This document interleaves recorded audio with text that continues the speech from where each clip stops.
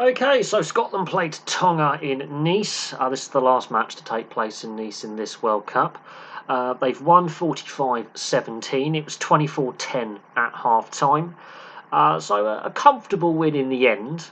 But there were periods in this game where the energy, the accuracy disappeared a little bit and the focus went a bit wandering. But early on, they came out like a freight train. Obviously, Blair Kinghorn knocks on and the try is disallowed after just 2 minutes of play. And that's from a period of Tongan possession, a turnover, and they go down the other end really, really quickly. It's a kick ahead, and he just mishandles as he's going over the line to touch it down. That's after 2 minutes, but then resulting from that, within a few minutes, on 5 minutes, George Turner gets his try from a rolling maul, and you can see that in the set play early on, Scotland have some dominance. But their lead, while it's 7-0, they don't take advantage of their momentum. They allow Tonga back into the game. Havili slots a penalty on 10 minutes, and then Carter's try is brilliant. This is what the Tongans can do, ball in hand. They can ping the ball around. They can be very, very physical in the contact area with the ball. And that offload by Piatau is ridiculous. Absolutely ridiculous. Back of the hand offload to Solomon Carter for his try on 20 minutes. Havili converts. So suddenly Tonga have taken the lead. Scotland have allowed the momentum out of nowhere to swing to Tonga, and you could argue that their accuracy was letting them down a little bit. They were, in a physical contest. Play was being disrupted a little bit. They weren't settled. But then Van der Merwe gets his try in 25 minutes, and I think this settles Scotland into the game. Big physical winger. He's had a very, very mixed day. He's been bounced off a few times. He's bounced a few people off a few times. His battle with Solomon Carter on that wing was epic. Both players putting in some big hits on each other. But he gets his try on 25 minutes. Then the other winger, Steyn, scores his try on 30 minutes. And you can now see that Scotland have relaxed into the game. They've had a quick little try blitz. And the momentum has gone their way. Then there's the first yellow for a high tackle. And I think a lot of people would think this should be a red. Tuamaua Powell, we've seen them given as reds. Obviously, if you want to go back and look at, for example, Tom Curry's tackle right at the beginning of the tournament. So the consistency there with the TMO review, I think Tonga are lucky to only be down to 14 players for 10 minutes. We can debate. We can definitely debate the TMO review system with the yellow being upgraded to red or red being downgraded to yellow system that we've seen in this World Cup. There's still a lack of consistency there. But they do take advantage of that yellow card period. Rory Darge scores a try in 40 minutes, and that's the bonus point. Now, Russell converts that one. Finn Russell did miss a couple of kicks in this game, so Scotland have left points on the field, and in a more crunch game, maybe the Ireland game, that could prove crucial.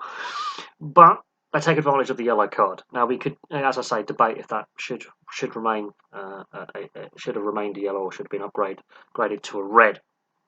Now, second half starts. So Tiamafuna, the Tongan captain, that's a absolutely powerful run by the prop. He goes through several players, breaks several tackles.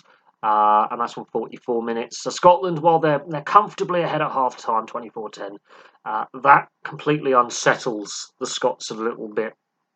And they're back, and Tonga weren't fully out the contest until quite late on in the second half. That really does unsettle the Scots a little bit. They take a further 10 or so minutes to settle. George Horn's try on 54 minutes, I think, that settles them now. They've already got the bonus point from the Darge try. The George Horn try does settle them. And again, but it took a good 10 minutes after the Tongan try after half-time for Scotland to settle back into the game. And then the second half just meanders a little bit and they lose that intensity. The contact area is still brutal. There's still some massive hits going in. Both Scotland and Tonga are throwing the hits. They're really proper physical contest. Kinghorn's try is brilliant, and Tui Pelotu has had a brilliant game at inside centre, taking a bit of pressure off Finn Russell. Kinghorn, great runs off the ball, and then when he does get that pass, the space has been created by Tua Pelotu, and it is a brilliant try. Russell converts that one. Then there's the Vea Fafita yellow card for an illegal clear out. We don't know if that's been upgraded to a red yet, although it was still under review. I think that's just as much as an upgrade to a red as Tume Piau's yellow. I think if that isn't upgraded, then we have to again look at that consistency. But this is the problem with Tonga. They do have this in their game, that ill discipline. They do overstep the line with the physicality at times. And then the Darcy Graham try, I think, yes, Tongan set play wasn't great. Other than the scrum, the Tongan set play from line out was poor. It's a turnover, and they run it from deep. And Darcy Graham, I mean, he's a great ball runner from deep. We've seen him in the Six Nations do it many an occasion. For a small man, he's very powerful. He's fleet of foot, and it's a throwback to wingers of old who were smaller, like Shane Williams and Christophe Dominici, those smaller, quick wingers with quick feet. With good sidestep and good pace and good balance. So that rounds out what appears to be a very comfortable win. But I think the scoreline flatters Scotland a little bit. I think that the physicality of the Tongans has definitely had an impact on the game. It's definitely unsettled the Scots at times with some of the big hits. Scotland, you could argue that they allowed the game to meander a little bit in the second half. They weren't ruthless enough at periods in the second half. Their handling, they were forcing passes unnecessarily. But the Tongans were too ill-disciplined, really. But this result, and the fact it's a bonus point win, throws the pool wide open with obviously Ireland beating South Africa. Now South Africa got the losing bonus point, which could prove crucial. Obviously, Ireland are imperious. They're great at shutting down teams. They shut down South Africa really effectively. They dealt with Tonga quite effectively. They've hammered Romania. So I do think that the Ireland-Scotland game is going to prove crucial in this pool of death because a big top 5 nation in the world is going to fail to get to the knockout stages. So South Africa are second in the world, Ireland are the world ranked number 1, Scotland are ranked number 5. A big nation is going to fail to get out of the pool stage. Now, the way Scotland play today in attack, if they're given quick ball, they are going to be very, very dangerous. However, it was very noticeable when Tonga did disrupt them and the ball slowed down out of rucks and mauls.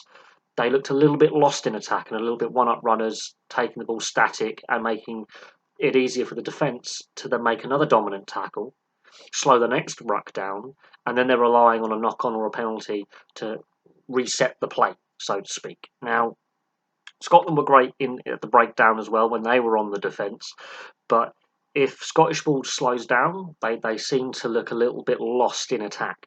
When the ball is quick and you've got Tuipulotu taking a lot of ball carries and handling away from Finn Russell and bringing in Van der Merwe or Kinghorn or Steyn or Darcy Graham and other outside backs, Hugh Jones, for example, into play, then absolutely they have many options in that back line.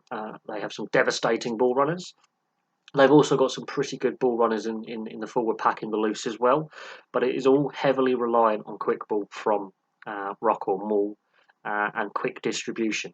If that distribution slows down, Scotland look a little bit lost. However, important win, it opens up the group and it was a bonus point win, so there we go. Thank you very much for watching. Obviously, we've got Wales-Australia coming up at 8 p.m, so in just an hour's time as I'm recording this video. That is also a crucial match because if Australia lose that, they're pretty much out of the World Cup. They're not going to get out of the group stage if they lose that game against Wales.